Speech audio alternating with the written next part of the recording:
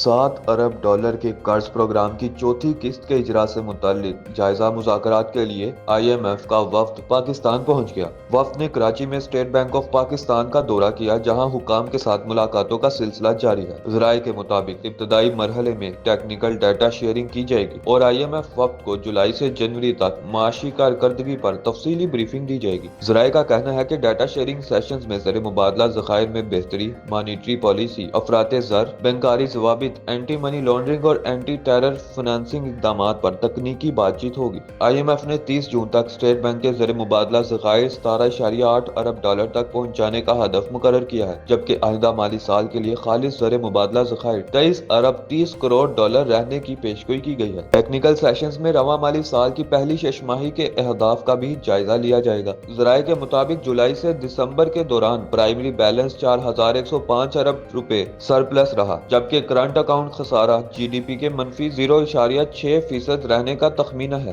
IMF وفد 25 فروری سے 11 مارچ تک پاکستان میں قیام کرے گا اور ایکسٹینڈڈ فنڈ فیسلٹی پروگرام کے تحت تیسرا اقتصادی جائزہ لیا جائے گا۔ اس کے علاوہ موسمیاتی تبدیلی سے متعلق RSF پروگرام کے تحت دوسرا جائزہ بھی متوقع ہے، جس کی کامیابی کی صورت میں تقریباً 20 کروڑ ڈالر موصول ہو سکتے ہیں۔